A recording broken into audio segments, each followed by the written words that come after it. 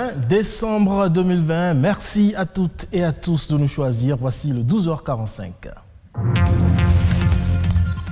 Aujourd'hui est une date retenue dans le monde pour célébrer la solidarité humaine, un concept sur lequel l'ONU se base pour résoudre les problèmes internationaux de nature économique, sociale, culturelle et humanitaire.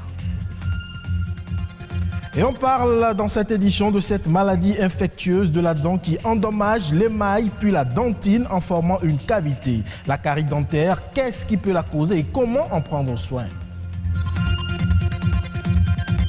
Enfin, nous évoquerons ce constat des supports CD et DVD qui sont apparemment en voie de disparition. On n'en voit pas ou presque plus dans les points de vente. Qu'est-ce qui en est la cause? Restez en place pour le savoir.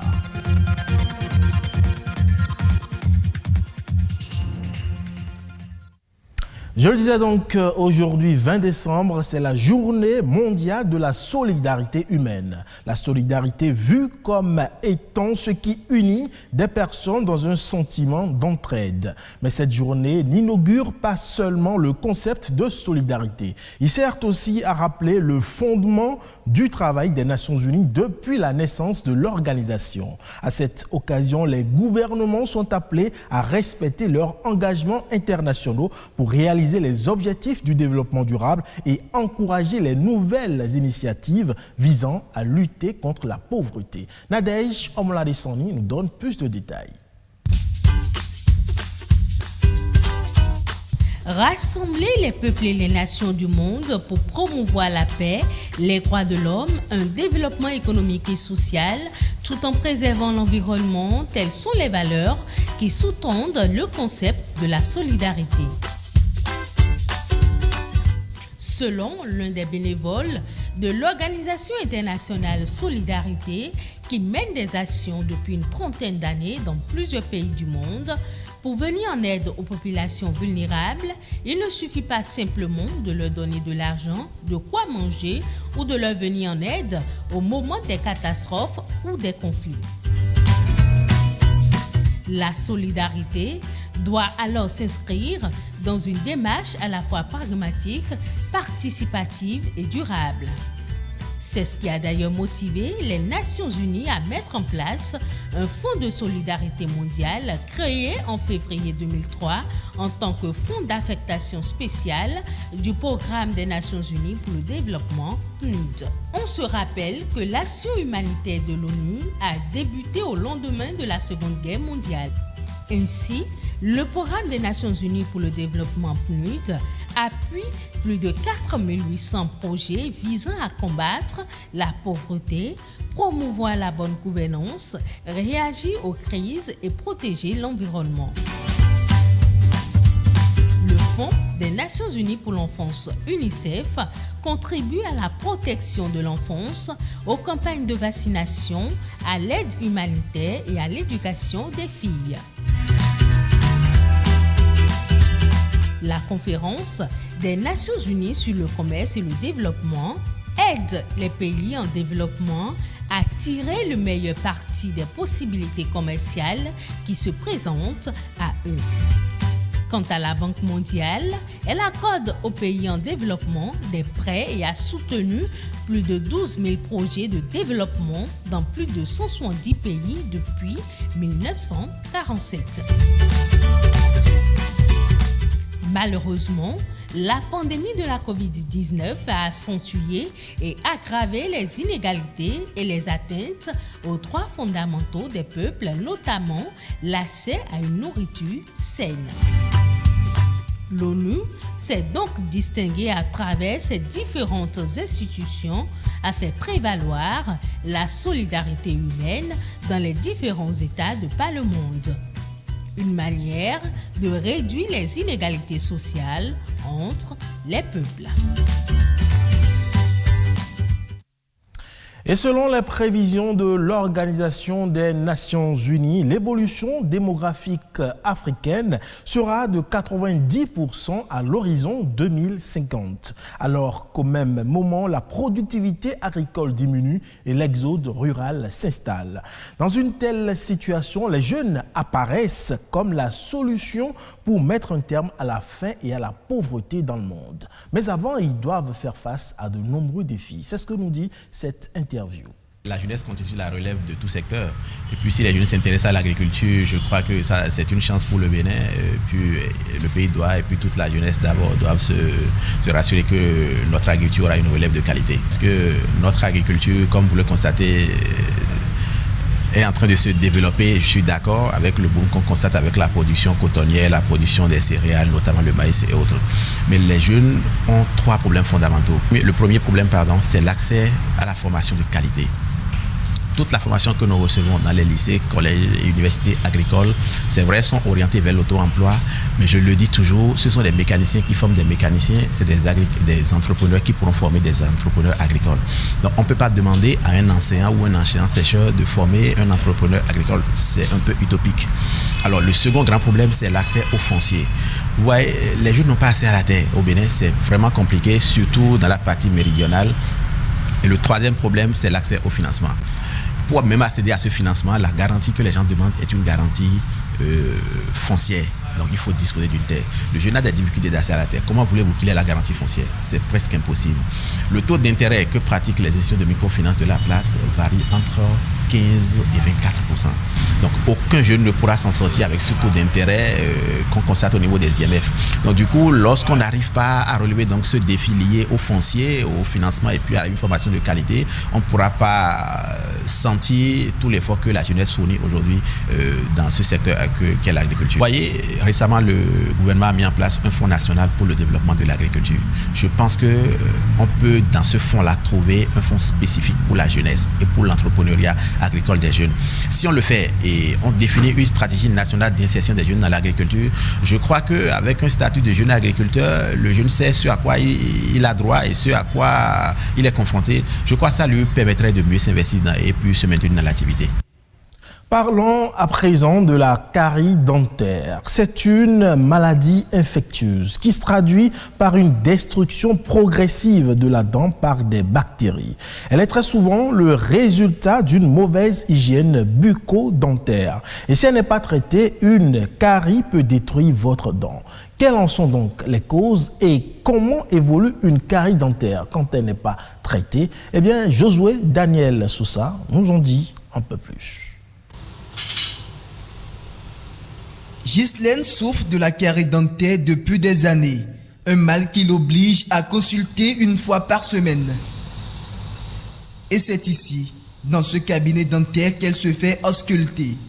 J'ai des douleurs dentaires, j'ai le problème de sensibilité, des fois j'ai le problème de carie, donc j'ai été obligée de venir voir la dentiste afin de trouver une solution à mes douleurs. Cette maladie qui apparaît comme une infection des tissus de la dent est provoquée par des bactéries présentes naturellement dans la bouche. Elle est aussi favorisée par la consommation du sucre et certains comportements à risque. Il y a plusieurs causes qui vont être favorisées, notamment par la mauvaise hygiène bucco-dentaire. Il y a des causes héréditaires qui peuvent vous favoriser. Il y a des causes nutritionnelles, l'alimentation. Et il y a des conditions de vie aussi, tout ça, mais tout ça est notamment favorisé par la mauvaise hygiène bucco-dentaire. Une mauvaise hygiène des dents qui peut entraîner des conséquences graves sur la santé. Quand on ne soigne pas et qu'on laisse le mal évoluer, après les microbes sont directement transportés dans le sang sur les organes, vont se greffer sur le cœur, sur les reins, sur d'autres organes. C'est pour ça qu'on exige aux patients qui ont d'autres maladies chroniques telles que le diabète, l'hypertension, les maladies de cœur, d'avoir une hygiène bucco-dentaire stricte. Pour prévenir cette maladie, il est conseillé d'éliminer la plaque dentaire qui se pose sur les dents après chaque repas. Se brosser régulièrement les dents devient la principale solution. Pour préserver son organe dentaire, la base, c'est une hygiène bucco-dentaire stricte. Il ne sert à rien de ne pas se brosser, d'utiliser des bains de bouche. C'est inutile. Une bonne hygiène bucco-dentaire est réglée simplement par un brossage matin et notamment la nuit. Le brossage du soir après le repas est le plus important. Mieux vaut prévenir que guérir. Dans le cas de la carie dentaire, la prévention est efficace et passe par une bonne hygiène bucco-dentaire. À quand remonte votre dernier achat de support CD ou DVD? Vous vous en souvenez certainement pas. En effet, depuis quelques années, les disques compacts sont devenus rares sur le marché. Aujourd'hui, le digital a pris le dessus sur l'analogie et les supports numériques gagnent du terrain. En lieu et place des DVD et CD, aujourd'hui, quelles sont les solutions trouvées par les producteurs et artistes pour contourner le problème? La réponse avec Stéphanie Dekbemadora. Les CD et DVD, des supports utilisés dans la diffusion et la distribution des productions audiovisuelles. Aujourd'hui, les consommateurs ne leur accordent plus d'intérêt, ce qui met en difficulté les distributeurs. Avant, nous vendons bien les CD et DVD, mais aujourd'hui, les clients se font plus rares. Ces supports semblent être menacés de disparition. Pour cause, la technologie a révolutionné le secteur du numérique. Les DVD ne sont plus à la mode actuellement parce que le temps évolue et puis il y a des textures, les cartes mémoire. Moi par exemple, je n'utilise plus beaucoup les DVD. Il y a plusieurs moyens encore plus utiles, plus faciles et accessibles pour visualiser ce qu'on veut voir sur les CD. Je vais sur les sites, je fais les téléchargements de mes vidéos ou des sons que j'enregistre sur ma carte mémoire ou la clé USB. Cette facilité d'accès aux productions constitue un manque à gagner pour les producteurs et artistes. La majeure partie des artistes béninois font ce qu'on appelle des singles. Ils font un titre, ils en font le clip et ils mettent en télévision. Quand ça tourne, on les appelle et ils vont chanter dans les bars. Dépenser des millions comme ça, ça va rester comme ça, hein, sans couler. Pas d'album nouveau disponible chez les producteurs. Mais au niveau des vendeurs de CD et DVD, on en trouve. C'est le fruit de leur nouvelle stratégie. Nous aussi, nous avons préféré télécharger les nouveaux singles. Ça nous permet de mettre en vente de nouveaux CD et DVD. Comment continuer à vendre leurs œuvres sur CD ou DVD dans un univers dominé par le digital fait réfléchir le monde artistique. Les gens qui nous disent d'aller vers le digital, ils ne savent même pas quand est-ce que tu vas toucher l'argent, la monétisation. Il n'y a pas beaucoup de gens qui savent plein de choses là-dessus. Vous voyez? Donc les gens parlent de choses dont ils n'ont aucune idée. Je ne suis pas contre le digital, mais le digital n'est pas pour nous. En temps, on a décidé de rester sur la voie, dans les rues pour vendre ça. Si toi-même, tu veux vendre ça directement à 1000 francs, tu vas gagner au moins 700, 800 dessus.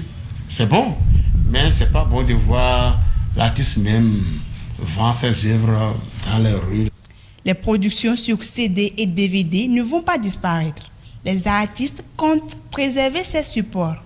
Pour y parvenir, ils parlent de la création d'un forum visant à définir les stratégies marketing afin de rendre plus rentables leurs œuvres.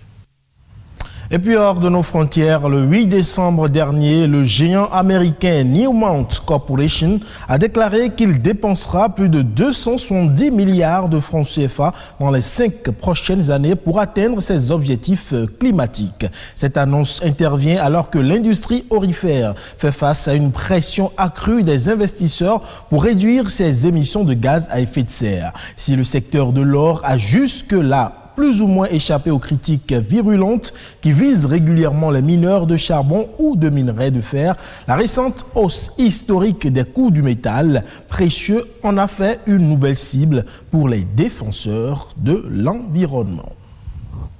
Et ce sera donc tout pour ce 12h45. Merci pour votre aimable attention. Retrouvez cette édition sur le site de l'ORTB, www.ortb.bj. Portez-vous bien et à très vite. prochaine.